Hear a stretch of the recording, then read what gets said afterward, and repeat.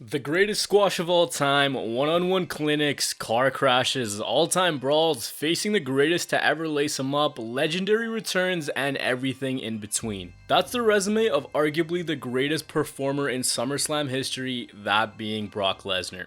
We all know the title of Mr. WrestleMania belongs to the Heartbreak Kid himself, Shawn Michaels. His resume of consistently stealing the show with legendary matches to top off equally legendary rivalries is nothing short of brilliant.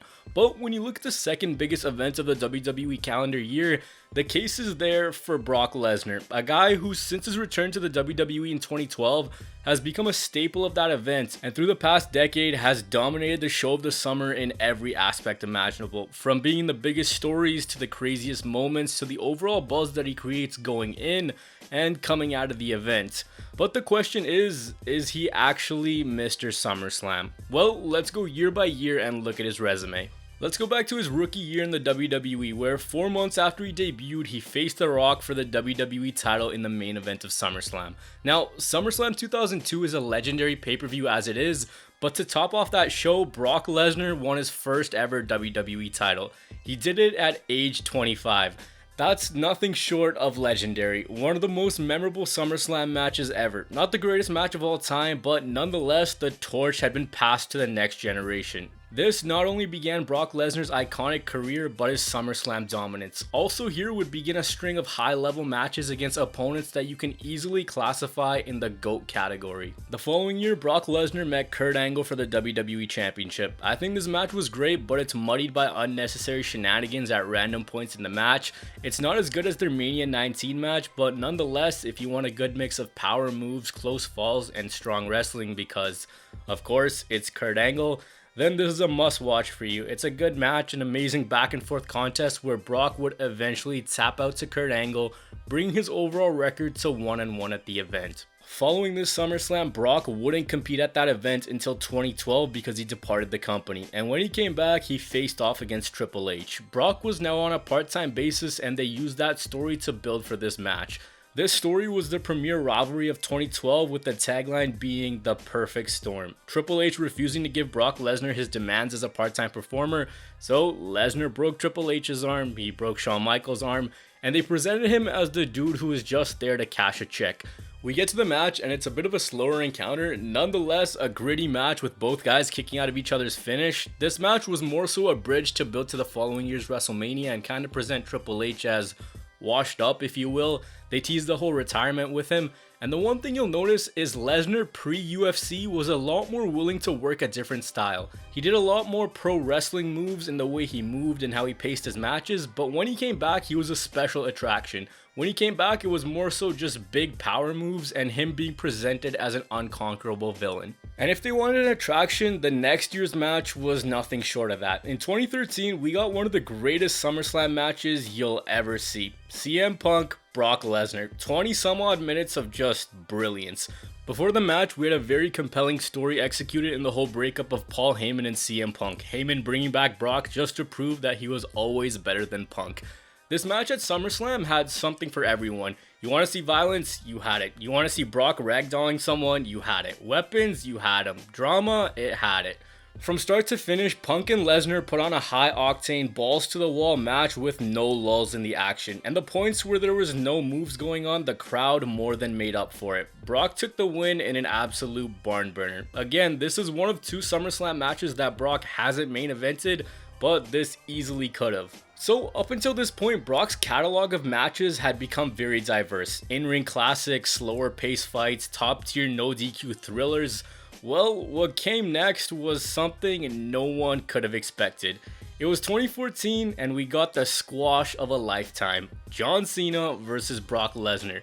This was labeled as the biggest fight of the summer. Brock had just came off beating Undertaker's streak at WrestleMania, and John Cena, well, he was John Cena. How many times over the past decade had he really been dominated? Think about it. This was the top draw in the company. Here we got something that you never thought you would see. For 16 minutes, Brock Lesnar dominated John Cena. He hit him with 16 German suplexes and Suplex City was born. Cena got in maybe a minute and a half of offense this entire match, and keep in mind, again, this was the company's biggest moneymaker. This guy was presented as a comic book hero come to life, but he was no match for Brock. The booking of this match is insane, and it has its own brilliance to it. The crowd was even stunned at what they were watching. All you heard was this one little kid's echo throughout the entire match. That poor kid was just chanting, "Let's go Cena," and everyone else was just stunned. And throughout this match, we're all expecting, oh, here comes Cena's comeback, he's about to Hulk up. No, Brock Lesnar cruised to the win and became the WWE World Heavyweight Champion. And if you want to talk about buzz, you want to talk about making waves, you want to talk about leaving your mark on a pay-per-view to the point where when people think about SummerSlam 2014, they go, oh yeah, Cena got mauled.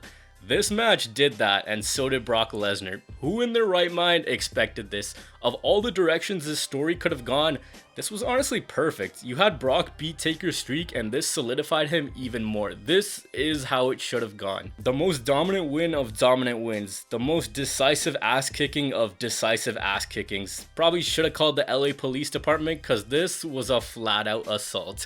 And assaults were exactly what were happening the next year. Next year we had Brock Lesnar versus The Undertaker. These guys were having locker room clearing brawls, and I talked about Lesnar breaking the streak. Well, that was the topic of the next year's SummerSlam main event. Immortality for Brock Lesnar and redemption for The Undertaker. After Brock just kept bringing up that topic over and over again, Undertaker was back for revenge. And these two, they put on a decent match. It really showed that Taker, despite having clearly taken a step back, could still go with the right opponent. This match is more muddied by its finish / non-finish, where when the bell was rung, Undertaker tapped out of sight, only for the ref to be distracted, call for a restart, and Undertaker hit a low blow. Lesnar then passed out to the Hell's Gate, and he had another loss to his record. Another SummerSlam headlined by Brock Lesnar, and again, my point, he's the talk of the summer in WWE every year. If you thought this was shenanigans, just wait for the next year. Here we had a dream match, a match that hadn't happened since early on in these two's career. Brock Lesnar, Randy Orton. Two of the absolute best who came into the WWE at the same time, and now, 14 years later, it was gonna headline a SummerSlam. Just labeled as a flat out fight. These two put on a decent match. It wasn't anything crazy, but the finish was Brock busting Randy Orton open from the head. He left him in a pool of blood, and the match ended with a knockout for Brock.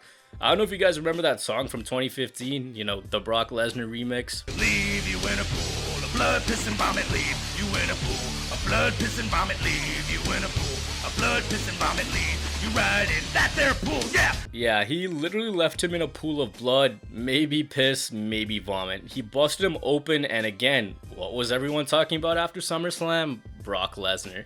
This put him over big time as someone who was just violent, remorseless, badass, relentless. What more adjectives can I use? And then he even F5 Shane, and that led to nothing. This man the next year got even more psychotic. This time he'd walk in as champion for the first time in his SummerSlam career. He was facing off against two Joes and a Stro. I'll see myself out for that one. Anyways, this match in SummerSlam history has to be top 10, right? Like, they just let four big guys go out there and break shit down. Everyone's being thrown left, right, and center. And then Braun Strowman decides, I've seen enough of Brock. He tries to kill Brock. First, Brock gets speared through the barricade by Roman, and then Braun hits him with two running power slams into the announce table. But we weren't done yet. Strowman tips over the announce table, Brock gets wheeled out of the arena, and we're like, alright, triple threat for the time being. They're going to take the title off him. Nope. Brock Lesnar comes back, destroys everyone, F5 to Roman, see ya bye, it's over. It was Reigns who he faced the following year in a very fast-paced and short match for the Universal title. This would begin a string of back-to-back losses of that same Universal title. First to Reigns and the following year to Seth Rollins. The Rollins match was just an excellent showing for both men. You know, you can pick out certain matches where Brock is motivated and you see it, and this is one of those. When he wants to go, he can go. Angle, Punk, this one against Rollins, the 2017 main event, they're all spectacular. The neat part here was, it's Brock Lesnar. Anytime someone beats him, it's huge. He made Rollins look like a legit superstar in this match. I think back to a bunch of different spots, mainly where Rollins put Lesnar through the announce table. This one was fast paced, it was intense, it was just a fun main event. And by the time Rollins won, these two had the adrenaline of the arena so high that it felt like everyone was cheering on Rollins. Source? Trust me, bro, I was there. No more matches have followed this one, but he made a grand return at SummerSlam 2021. New look, new motivation, and keep in mind, this is the show where Reigns beat John Cena with one spear. But the talk of the wrestling world after SummerSlam was the man who's dominated it, Brock Lesnar. So that's a rundown on Brock Lesnar's SummerSlam resume, and it's nothing short of spectacular. He's left his fingerprints all over this event since his debut in 2002. Brock's competed at 10 SummerSlams and he's main evented 8 of those shows. He's faced off against 11 different opponents, and only one of those opponents, that being Samoa Joe, is not a former world champion. That goes to show you that he's been in the ring with the top tier of WWE superstars. Honestly, just look at this list of names: Rock, Angle, Triple H, CM Punk, John Cena, Undertaker, Randy Orton, Roman Reigns, and Seth Rollins. That's a who's who of WWE talent on his resume, and what makes his case for being Mr. SummerSlam strong is the catalog of not only the matches, but the high profile rivalries. Date yourself back to any year between 2012 and now, and the guy who's at the forefront of every summer is Brock Lesnar. Also, upon rewatch, a lot of Brock's best matches at this event haven't been reliant on being finisher fests. The builds have been strong coming in, and the matches have always been something different and something refreshing. It's the elements of surprise. There's always something different to watch. He's got an overall record of 6-4 at the show, and if you weigh records heavily, it's not the strongest, but it is a winning record. That being said, like most things in wrestling, this is up for debate. So let's see who else has the case for being Mr. SummerSlam. When this conversation comes up, the immediate counterpoint for a lot of people will be Bret Hart. Bret Hart has an overall record of 7-4 at the event, and to his name, he has a very strong catalog of matches. Owen Hart at SummerSlam 94 in a steel cage, probably my personal favorite of his at SummerSlam. British Bulldog at SummerSlam 92, Mr. Perfect at 91, Undertaker in 1997, and you go back and you watch any of those and you're gonna enjoy them. SummerSlam first aired in 1988, and the guy who really made that event his was in fact Bret Hart. You could also qualify him as the original Mr. SummerSlam, but does Brock have him beat today? I look at it like this: Bret made that show his, and for a time he was Mr. SummerSlam. But when Brock came in, he really took over that show's legacy, and again, he left his impact all over the show of the summer. He's got the longevity, he has the consistency, he has the matches, he has the build.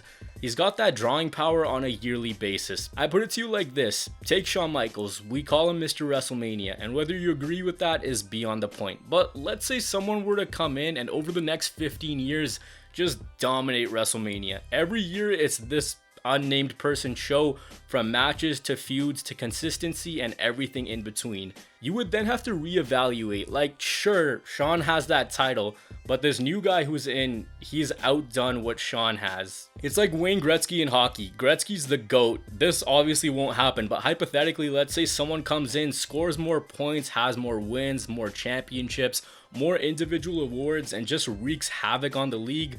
Well, you can't consider him the greatest of all time anymore. You'd have to reevaluate. Just because someone had a title doesn't mean it's theirs to keep. That's how I look at it. All the respect for Bret Hart, but I do think this title belongs to Brock Lesnar. Bret, to his name, has 4 SummerSlam main events to Brock's 8. Now, again, which one would you rather take? That's your call. Another name in this mix is John Cena. He's competed at 14 straight SummerSlams, but he has a negative record at the event. He's 5-10 all time. His standout matches are classics with Daniel Bryan, CM Punk, AJ Styles, and another guy who could hold this title, Seth Rollins. Seth Rollins is a legit contender to this title. This dude, every time he's competed at SummerSlam, has not missed. Edge, Ambrose, Cena, Balor, tag teaming with Ambrose against the Bar. The dude even got a good match at a Dominic Mysterio. That tells you how good you truly are. He, up until the recording of this video, has a 6-2 record at the event, capturing 4 titles in those 6 wins. And the craziest part is he's achieved a Grand Slam at SummerSlam alone. Undertaker, he's 10-6. Edge, he's 12-2. Triple H, he's sneakingly had a really good showing at SummerSlam. He has an 8-5 record. Of course, as everything, it's open to discussion. So again, we come back to this question: is Brock Lesnar Mr. SummerSlam?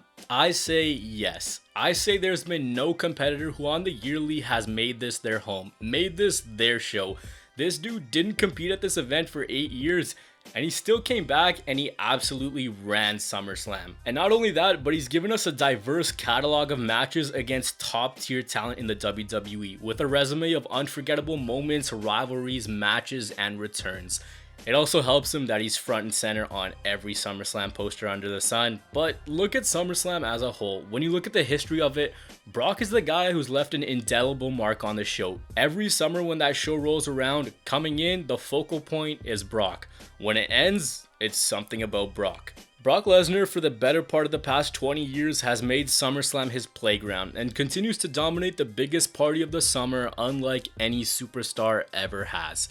Talk to me in the comments below. Do you think Brock Lesnar is in fact Mr. SummerSlam, or do you think that title belongs to someone else? As always, do take very good care of yourself. Peace.